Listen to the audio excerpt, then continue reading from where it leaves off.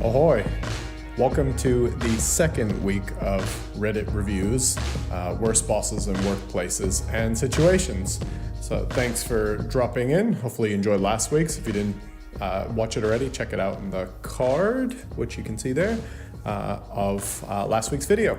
Cool. All right, let's get stuck in with the first one. Okay, the first one today off the rank, halitosis, e.g. bad breath. Hey guys, I've recently started working in a new job as a veterinary nurse. Awesome. The head nurse has the worst breath of any human I've ever experienced. And we spend a lot of time in close distance, so it's constantly punching me in the face. There are Mentos available, but she never eats them. She's super lovely, of course. So it's really tricky knowing what to do. But it's so bad. The smell's etched into my brain when I'm going to sleep. Help me help you. How to address this as it's extreme. Her teeth are really bad. She has a serious unhealthy mouth. Please help. I'm new there, but it's something I honestly can't deal with. All the animal smells I can deal with and don't bother me at all, obviously, as I'm a vet nurse. I want to work there as I love it. This is the only issue, but it's a big one for me. Yeah, it's a funny thing, terrible breath and body odor. Whenever I run difficult conversations training or courageous conversation training, some people call them, the example I always use to start with is around bad breath. And the reason we use that one is incredibly tricky, but everyone's experienced it at one point or another. Look, my advice on this is first do the whole like softly approach, which is, hey, would you like a mint? You know, that works to a degree, but it's not super lasting change. Like they're not always going to be thinking about that. And there's probably some underlying cause that's problematic as well that needs to be addressed. So without dealing with that, it's just going to keep resurfacing, right? So there's ultimately a conversation that needs to be had. Obviously, there's a power dynamic there, potentially, of that person being higher up and needing to deal with that. But look, at the end of the day, if you want it to go away, you have a couple of choices. Just deal with it and don't say anything, but you're working in close proximity. Second is say something and hope for the best. Third is find a way to get around it. But for me, the difficult conversation is going to be more about, all right, your breath isn't great, so let's step back and go, what do we need to say? Hey, look, just want to give you a bit of feedback. I hope that's okay. And the person will say, yep, that's fine. Look, your breath is a little bit strong. It's not the most pleasant. I'm not sure what there is or like what the cause might be and how I can help. But just wanted you to know that like I can smell it consistently and it's a little bit untoward, and I'm concerned about how that might impact our customers and when they're close to you and getting advice. So like I just wanted to make you aware it's a little bit strong, and hopefully there's something you can do about it. But if it's medical or if you need something from me, fine, but I'm just here to support you.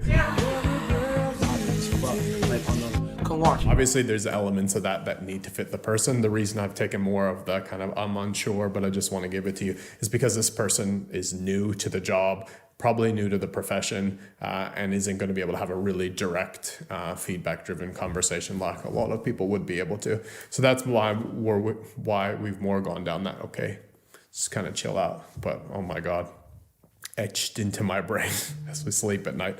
Ouch.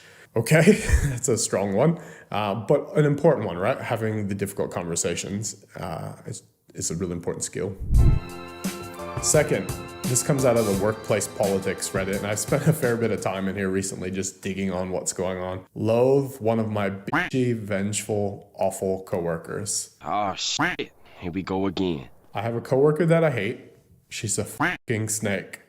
She's worked here forever, and she's still young. It's the first job and only job she's ever had, and no chance of her going anywhere else anytime soon. She's manipulative, vindictive, and vengeful.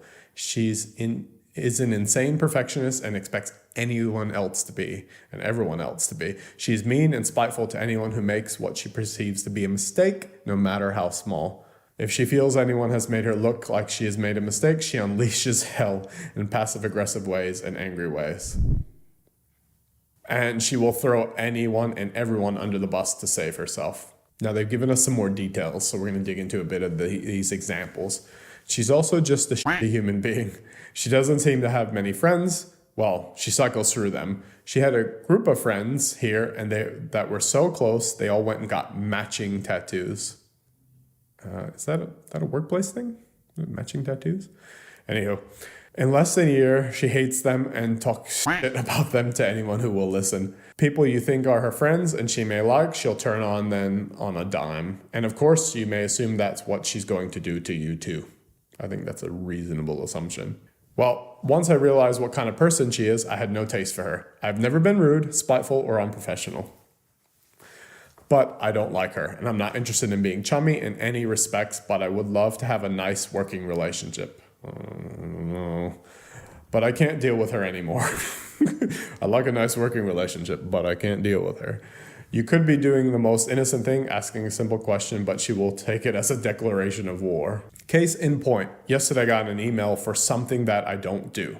In a meeting, I asked who this should go to, and the snake said she does it, so I said, okay, so I'll forward it to you. In the presence of everyone, including our boss, she says, well, yeah, I mean, that's my job. Gotcha, bitch! And said it so bitchily, it was actually silent in the room, and I didn't respond beyond that. Today, she sends this task back to me, asking me to take care of it, and CC'd my boss. The boss CC'd? The plot thickens.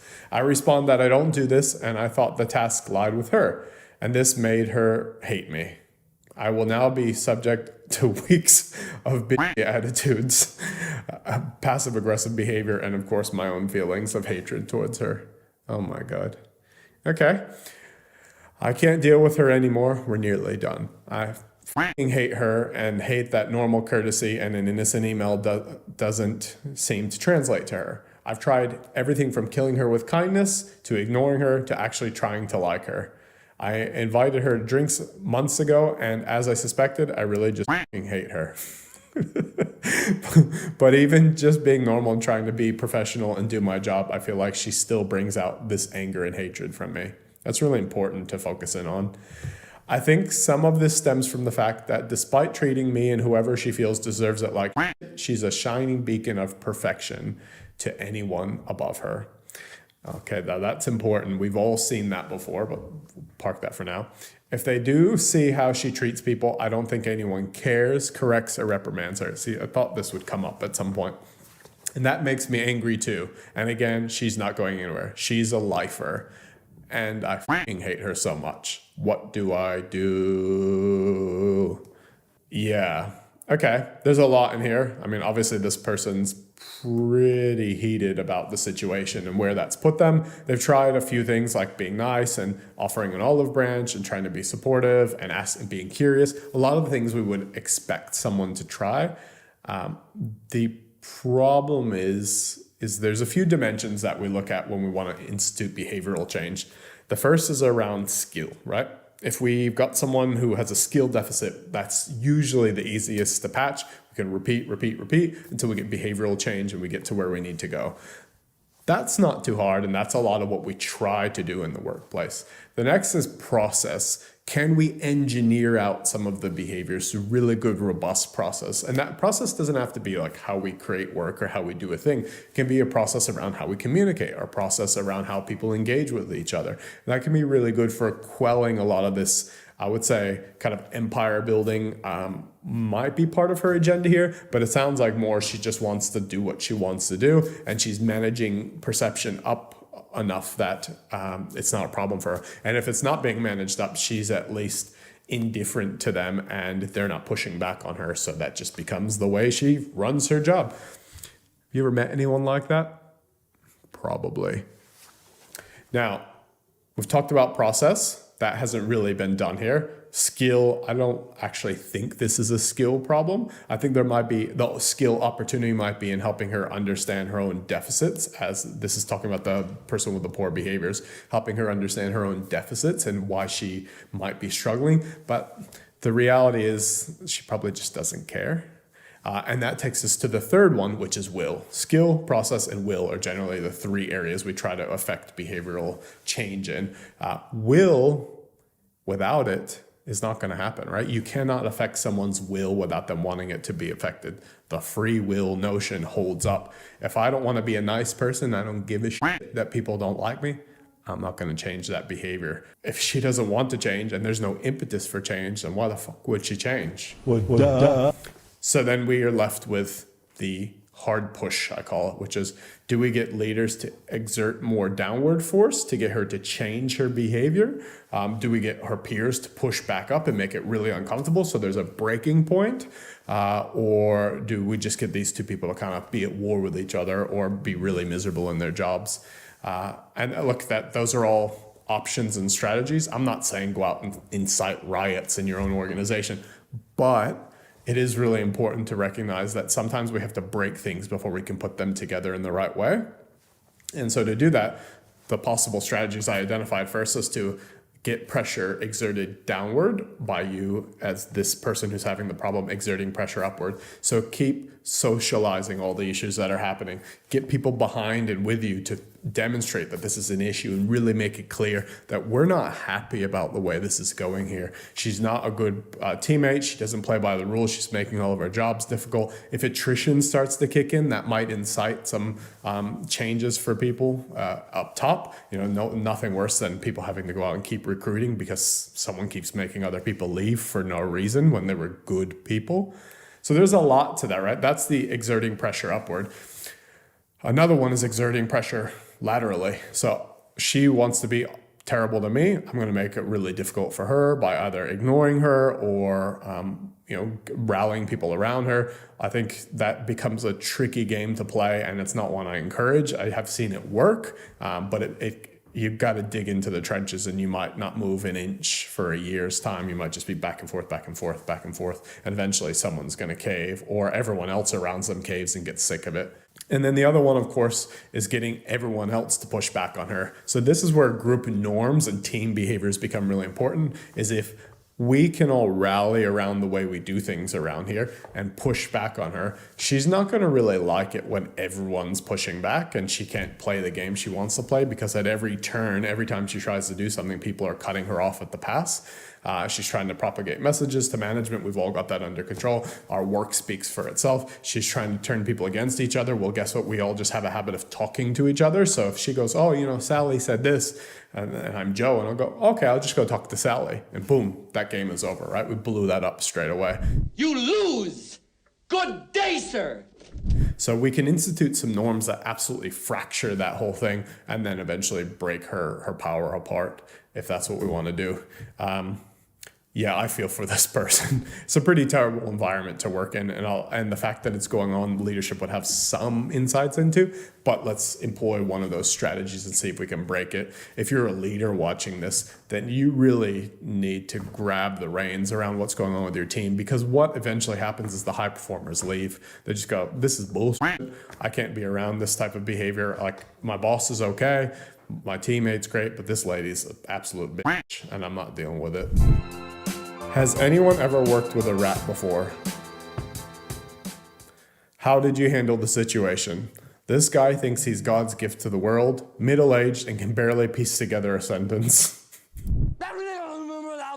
He's ratted a bunch of us out at work for no reason, literally no reason. Just to fuel his ego because he is so insecure that we will outperform him. I'm not here for it anymore, and it makes the environment severely frustrating and uncomfortable. That's not good. A rat, so obviously he's ratting people out is the street term for it. There's a reason, right? So every behavior has a driver, a deficit behind it that's trying to be met. It's a goal, deficit, something's encouraging this behavior. When we look at people trying to get attention in this way, it's either they want to prove there's a few things, but some possible ones are they want to demonstrate their value to the organization, to their leader, and show that, look, I'm on side, you can trust me, look at what I do, look at what these guys do this, and I bring it to your attention. That's one possibility. The second is the person likes to incite chaos and make people look like villains and crooks, and that's another strategy is, if I kick up enough dust and throw enough things, eventually something will stick and someone's going to get busted, and look, I identified it. So it's the need to be a hero and find the injustice within the team and point that out. Third is, as they've kind of alluded to a bit there, is his ego. He just wants to feel good at the expense of other people being in strife. So for some people to look down on other people it makes them feel proud and makes them feel good about who they are. And it's entirely possible that his sense of self-worth is linked to that downward perception of others. And that's obviously not healthy. Now, we're not here to crack people's inner issues that they haven't worked through and need professional help on. That's not what we're offering here.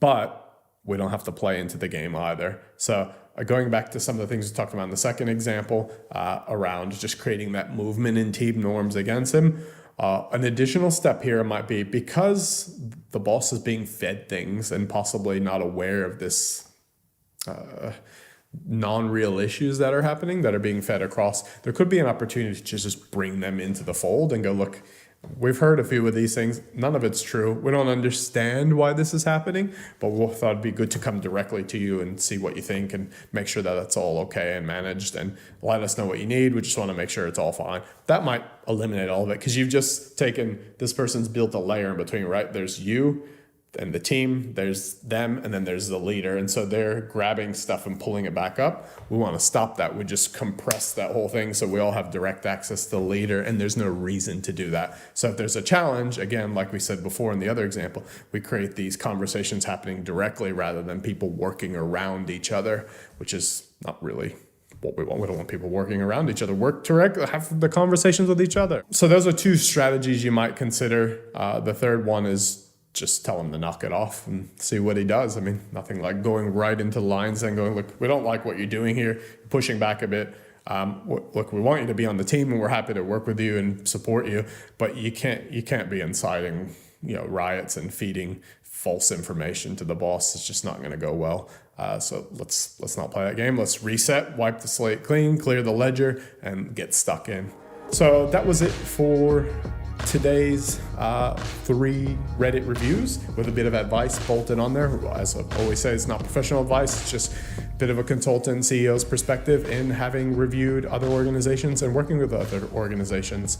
If you liked the video, be sure to hit the subscribe button on the bottom, hit the like button, and then stay tuned for additional videos as we keep content coming every week. Thanks. Chat soon.